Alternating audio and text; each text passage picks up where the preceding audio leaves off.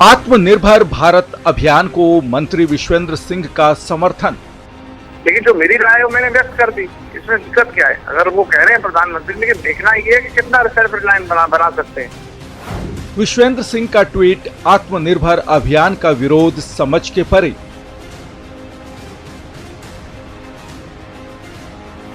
पर्यटन मंत्री ने कहा, दुनिया के देश खुद को आत्मनिर्भर बना रहे हैं, भारत ऐसा क्यों न करे। पर्यटन मंत्री ने कहा, अब छोटी राजनीति से परे सोचने का समय। हमारे खुद लीडर्स कह चुके हैं तो विरोध का कर रहे हैं, हम लोग तो सपोर्ट करेंगे इसका। विश्वेंद्र सिंह के ट्वीट का भाजपा प्रदेश अध्यक्ष सतीश पूनिया ने किया स्वागत। महाराज साहब ने अपनी प्रेरणा से लेकिन एक बड़ा काम किया। पर्यटन मंत्री ने सतीश पूनिया को दिया जवाब, हमारे लिए देश पहले है। विश्वेंद्र सिंह जी इस बात के लिए निश्चित रूप से धन्यवाद के पात्र हैं। उन्होंने ये साहस दिखाया और निरपेक्ष तरीके से एक ठीक मुद्दे और मसले पर भारत के साथ खड़े। सियासत की आत्मनिर्भरता।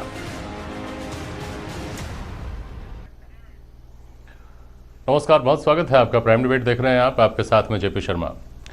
पर्यटन मंत्री विश्वेंद्र सिंह के प्रधानमंत्री के आत्मनिर्भर अभियान की जोरदार पैरवी करने से आत्मनिर्भरता एक बार फिर चर्चा के केंद्र में आ गई है। भाजपा ने इसे एक राजनीतिक अवसर की तरह हाथों हाथ लिया और विश्वेंद्र सिंह के ट्वीट का स्वागत किया। विश्वेंद्र सिंह पहले भी पार्टी लाइन से हटकर अपनी राय अलग अलग मामलों में सार्वजनिक करते रहे हैं। वैसे भी आत्मनिर्भरता के मामले में तमाम बहस सोशल मीडिया पर स्वयंभू छुटभैया नेता या विचारक ही कर रहे हैं। कोई आधिकारिक प्रतिक्रिया किसी पार्टी की इसको लेकर शायद ही आई हो। हाँ, ये आलोचना कांग्रेस समेत सभी विपक्षी राजनीतिक दलों से, अर्थशास्त्र के जानकारों से और उद्योग व्यवसाय से जुड़े लोगों से जरूर आई है कि केवल नारे देने से आत्मनिर्भरता का लाभ नहीं मिल सकता। उसके लिए आत्मनिर्भरता के लिए हालात भी पैदा करने होंगे। आज इस मामले के तमाम अलग अलग पहलुओं पर हम बात करेंगे इन सवालों के जरिए कि आत्मनिर्भरता पर क्या किसी पार्टी का एकाधिकार है,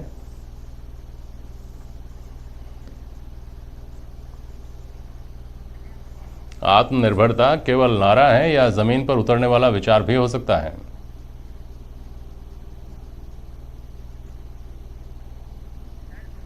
और उत्तर कोरोना युग में क्या स्वदेशी बदल सकती है देश की तस्वीर।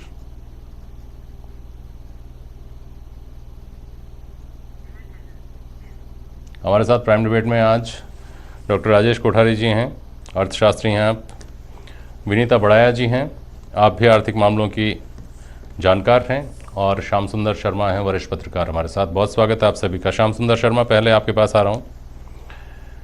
और जिस मामले पर हम बात कर रहे थे उसमें हमारे राजनीतिक मित्रों को हमने जोड़ने की कोशिश की, नहीं जुड़ पाए, नहीं जुड़ना चाहा। लेकिन आज मुझे ये याद आया कि आज भाजपा वालों की जो खुशी विश्वेंद्र सिंह के प्रधानमंत्री करने की तारीफ से है, वैसी खुशी कुछ अर्सा पहले कांग्रेस के लोगों को तब हुई थी जब अशोक लाहोटी ने मुख्यमंत्री की खुलकर तारीफ की थी। खैर, ये जो विचार नरेंद्र मोदी ने दिया है आत्मनिर्भरता का, और ज़्यादातर विपक्षी दलों ने इस पर चुप रहना बेहतर समझा है। जो प्रतिक्रियाएं आ रही हैं वो आधिकारिक नहीं हैं, और आ रही हैं तो वो केवल नारा मत दो, कुछ करके दिखाओ, यहाँ से शुरू होती हैं। मैं थोड़ा सा पहले इतिहास में झांक कर देखें और वहाँ से शुरुआत करें तो आपसे ये समझना चाह रहा हूँ कि आत्मनिर्भरता, स्वदेशी की जो बात थी, वो तो हम स्वदेशी आंदोलन को पढ़ते हैं तो उसमें लाला लाजपत राय और बाल गंगाधर तिलक और रविंद्र घोष और रविंद्र ठाकुर, अरविंद घोष वगैरह के नाम आते हैं। और गांधी जी ने जो स्वदेशी को स्वराज आंदोलन था उसकी आत्मा करार दिया था।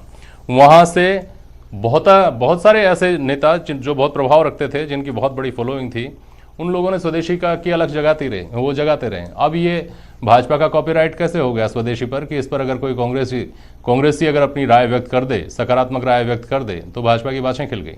श्याम सुंदर शर्मा।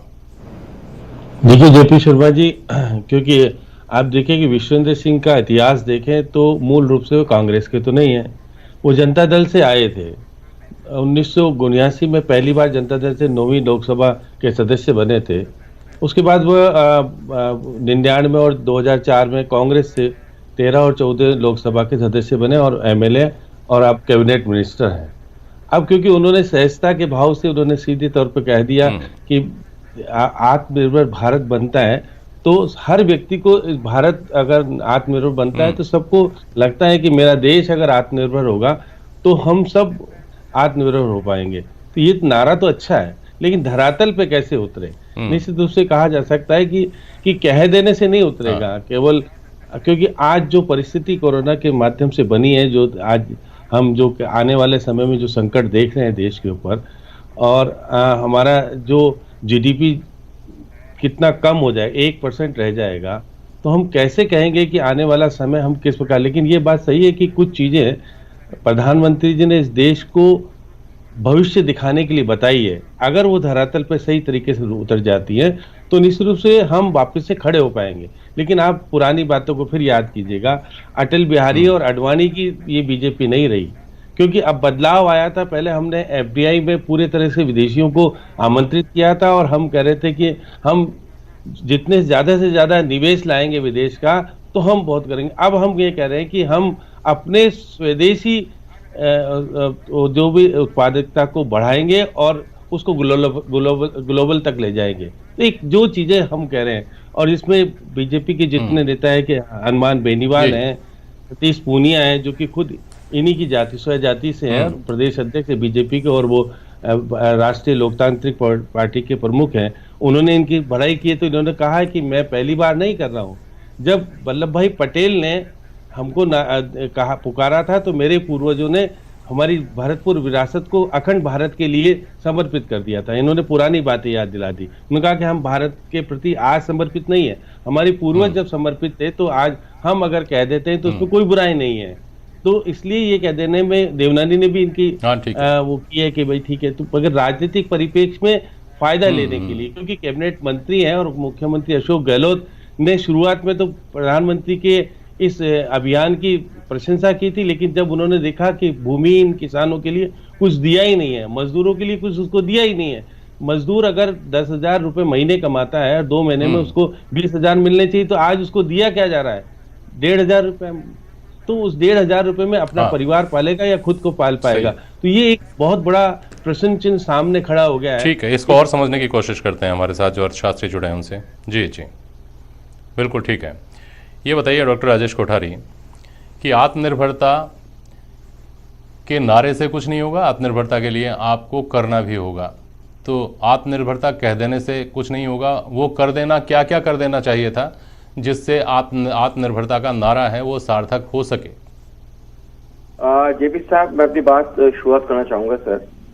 1948, 1956, 1977, 1980 की जो इंडस्ट्रियल पॉलिसी है, तब अलग अलग सरकारें अलग अलग विचारधारा के लोग सत्ता में थे, सबने इस बात को माना था कि we have to be self reliant economy.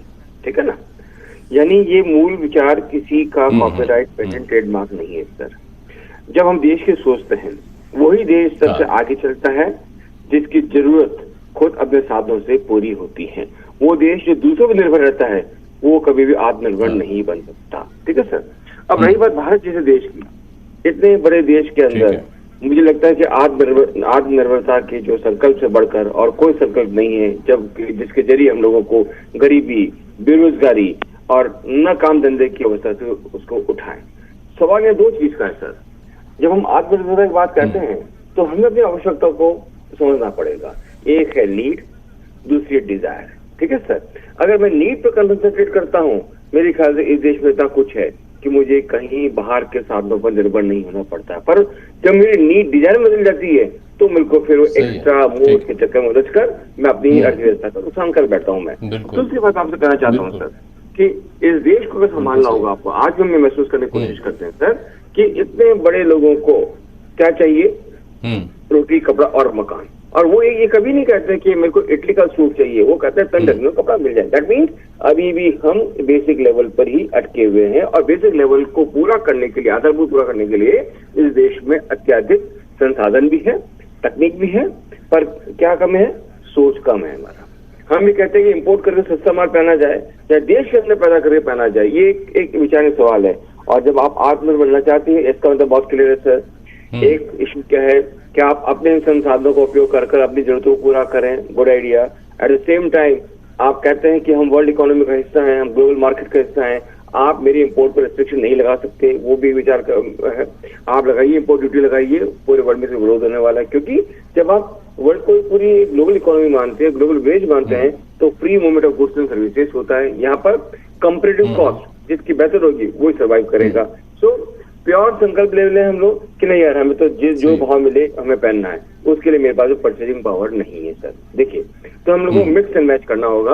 अपनी वो जरूरतें जो बहुत हाईटेक नहीं है उसको अपने साधनों से पूरा करना होगा, और जो हाईटेक है उसके निश्चित रूप से टेक्नोलॉजी का में आयात करना होगा। और आत्मनिर्भर का कॉन्सेप्ट ये है कि हर एक के पास काम हो। बिल्कुल ठीक है, इस पर मैं वापस आऊंगा आपके पास, इस पर मैं वापस आऊंगा। आप रहिएगा हमारे साथ डॉक्टर राजेश कोठारी। विनीता बढ़ाया जिसको उत्तर कोरोना युग कहा जा रहा है ना, कोरोना ने जो सब कुछ बदल दिया है, सामाजिक स्तर पे, राजनीतिक स्तर पे, आर्थिक मोर्चे पर खास तौर पर लोगों की रोजी रोटी, रहन सहन, खाना पीना, सोचना समझना, व्यवहार, एक दूसरे से मिलने जुलने का तौर तरीका, सब कुछ। तो कुछ समझदार लोग हैं वो ये भी थ्योरी दे रहे हैं कि जैसे आप तूफान में अपना सब कुछ तबाह होते देखते हैं, उत्तर कोरोना युग जो आएगा, पोस्ट कोरोना एरा, वो ऐसा ही होगा, जिसमें हम निश्चित तौर पर सब कुछ लुटे पिटे जैसा महसूस कर रहे हैं। आज की तारीख में हमारा सब कुछ काम धंधे जो हैं वो तबाह हो गए, तो सब कुछ तबाह हो गया मान लेता है आदमी। लेकिन इसमें एक संभावना ये देखी जाती है कि अब नए सिरे से जो डिज़ाइन करेंगे आप, उसमें आपके पास लिबर्टी है कि कोई पहले से सेट खाका नहीं है। आज दुनिया की ज़रूरत, आज समाज की ज़रूरत, आज इंसानियत की ज़रूरत, आपके आसपास के लोगों की ज़रूरत के हिसाब से आप नया जो कुछ करना है आपको, वो आप डिज़ाइन कर सकते हैं। तो जब हम ये यूँ समझिए कि नए सिरे से सब कुछ गढ़ने बैठ रहे हैं, तो लोकल में फोकस रखना कैसे फ़ायदेमंद नहीं होगा अगर इसको दिल से किया जाए देश हित में। विनीता बढ़ाया। नहीं, वो मुझे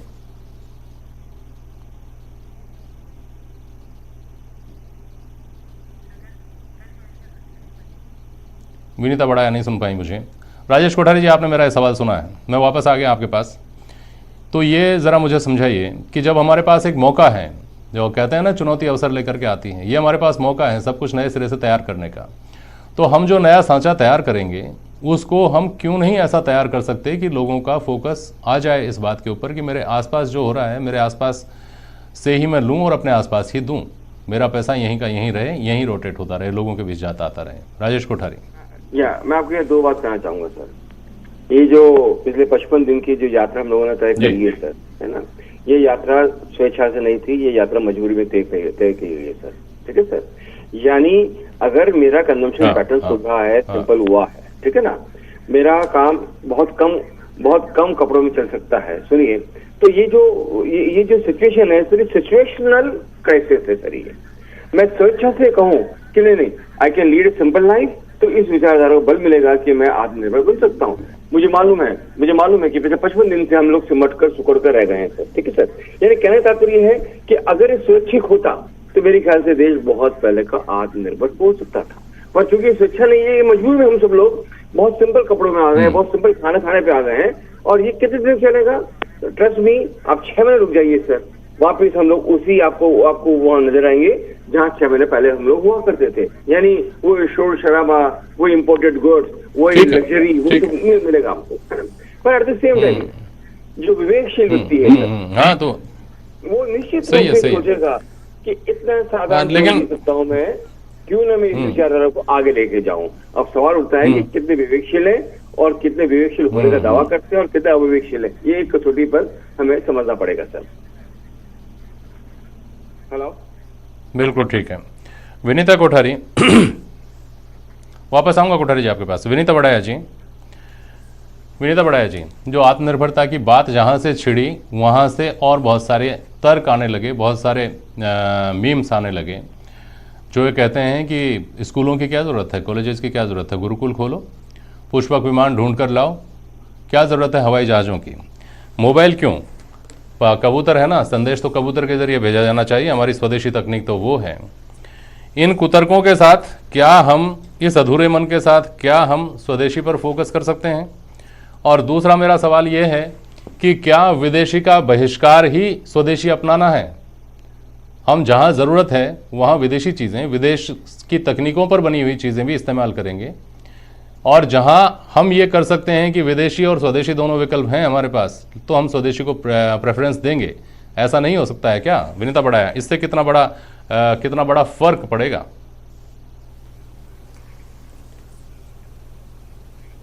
हाँ, सबसे पहले तो मैं आपको ये बताना चाह रही हूँ कि ये सिर्फ एक नारा नहीं है, क्योंकि अगर आप एक ध्यान रखें, वाइट रिवॉल्यूशन बिफोर 1970s होता था, जब हम लोग के पास दूध नाम की कोई चीज़ नहीं होती थी और हम लोग सारा कुछ 100% इम्पोर्ट पे डिपेंडेंट थे।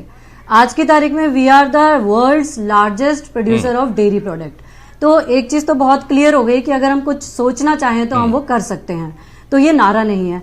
दूसरा, आपने ये चीज़ जो कही कि सब कुछ खत्म हो चुका है, तो उसके लिए मैं ये बोलूंगी, when your everything is lost your future still remains. तो यहाँ तो एवरीथिंग लॉस्ट हुई नहीं है, जस्ट पेंडेमिक सिचुएशन है, कुछ महीनों की है, संघर्ष है, लेकिन निकल जाएगा। लेकिन सबसे बड़ी जो बात है आत्मनिर्भरता की, हमें जरूरत किन क्षेत्रों में है। तो आत्मनिर्भरता के लिए आप देखिए, मोदी जी ने बोला है डिफेंस एक बहुत बड़ा सेक्टर है। डिफेंस में हम आत्मनिर्भर अगर होते हैं तो हम अपनी जीडीपी को बहुत हद तक काबू में रख सकते हैं। और उसके बाद एक एग्रीकल्चर है which is approximately 40% of the total employment की जो अर्निंग है, 40% is coming from the agriculture. तो मेरा ये मानना है कि अगर हम एग्रीकल्चर को, रूरल एरिया को थोड़ा सा अगर स्ट्रांग बना सकते हैं तो उनकी पर हेक्टेयर जो इनकम है, अगर उस पर हम ध्यान दें तो ये चीज़ भी बहुत अच्छी हो जाएगी। और तीसरा है जो रिन्यूएबल सोर्सेज होते हैं एनर्जी के, जैसा कि विंड पावर है, सोलर एनर्जी है, ये सारी चीज़ें जो हमारे पास लोकली अवेलेबल हैं। अगर हम इन चीज़ों पे भी ध्यान देंगे तो हम बहुत हद तक अपने जीडीपी को काबू में रखेंगे और हमारा जो इंपोर्ट है वो रिड्यूस होगा, जीडीपी इंक्रीज होगी। और हम जो सोच रहे हैं कि जो मिशन है 2024 का कि विल बी 5 ट्रिलियन इकोनॉमी, जिसमें थोड़ा सा अभी हमें झटका लगा हुआ है, बट उसको अचीव करने के लिए हमें ये सारी चीज़ें बहुत इंपॉर्टेंट है, जो कि हमारी जो करंट गवर्नमेंट है उनका भी यही मोटो है। तो मुझे ऐसा लगता है कि आत्मनिर्भर होने से बहुत सारी चीज़ों में बदलाव आएगा और हम एक निश्चित टारगेट तक पहुंच पाएंगे। बाकी आई थिंक आप जो बोल रहे हैं विदेशी, तो वो एक लोकल को ग्लोबल ब्रांड के साथ खड़ा तो करें लोग। हाँ, ठीक बात है, यूथ ने उसको दूसरे तरीके से लिया है। हाँ, लेकिन जिन चीज़ों की तकनीक हमारे पास नहीं है वो तो चलिए हम बाहर से लेंगे, लेकिन जो हमारे खाने पीने, रहन सहन की जो चीज़ें हैं, सजने संवरने की चीज़ें हैं, रोज़मर्रा के इस्तेमाल की चीज़ें हैं, उन चीज़ों में कम से कम हमारे यहाँ के जो मैन्युफैक्चरर्स हैं वो क्वालिटी लेकर तो आए उसी दाम में। ये भी तो एक चैलेंज है। हाँ, ये बहुत बड़ा चैलेंज है। और मैं आपको एक चीज़ बता रही हूँ कि सबसे बड़ी इंपॉर्टेंट बात, हम बार बार ये करते हैं कि हम ग्लोबल जो बाहर की चीज़ें उनका उपयोग ना करें।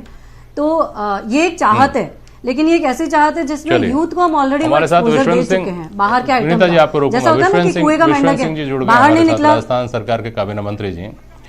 सिंह साहब, कांग्रेस पार्टी ने आत्मनिर्भर अभियान की बात आने के बाद में कोई आधिकारिक स्टैंड हालांकि नहीं था, लेकिन अनसेड स्टैंड पार्टी का यह था कि वो इस आत्मनिर्भर अभियान को केवल एक नारे तक देख रही है। फिलहाल सरकार ने ऐसा कुछ नहीं किया है कि इससे कोई उम्मीद लगाई जाए। ऐसे में जो आपने इसका समर्थन किया है, पार्टी लाइन से थोड़ा बाहर चले गए आप, ऐसा नहीं लगता आपको विश्वेंद्र सिंह जी? सबसे पहली बात तो ये बात कही थी स्वर्गीय श्री सरदार पटेल साहब ने, जो कांग्रेस पार्टी में थे उस वक्त, जब मेरे फादर ने एक्सेशन किया था, इंस्टीट्यूट ऑफ एक्सेशन। उसके बाद पंडित नेहरू जी ने भी ये बात कही, उसके बाद श्रीमती इंदिरा गांधी जी ने ये बात कही, उसके बाद श्री राजीव गांधी जी ने ये बात कही कि हमको आत्मनिर्भर होना चाहिए, फिर श्रीमती सोनिया गांधी जी ने बात कही। और बात पार्टी से अलग जाने की नहीं, मेरा व्यक्तिगत सोच है और हर आदमी को अधिकार है अपना व्यक्तिगत सोच रखने का।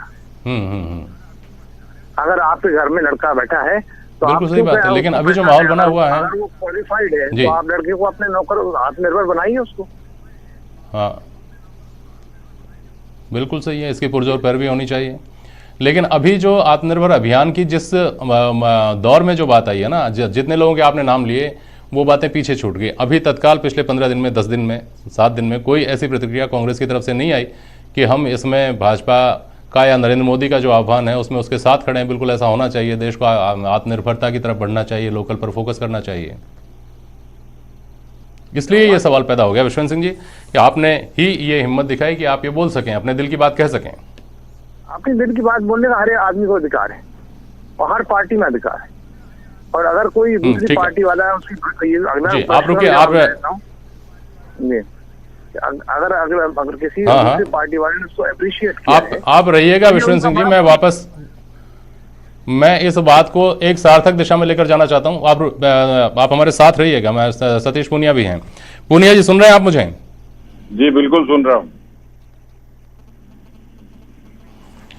पूनिया जी, अभी मैंने जब इस बहस की शुरुआत की तो श्याम सुंदर शर्मा वरिष्ठ पत्रकार बैठे थे मेरे साथ। उनको मैंने कहा कि अशोक लाहोटी ने जब अशोक गहलोत की तारीफ की थी तब जिस तरह की खुशी कांग्रेस के लोगों को हुई थी वैसी ही खुशी आपने महसूस की है क्या आज? नहीं, ऐसा नहीं है।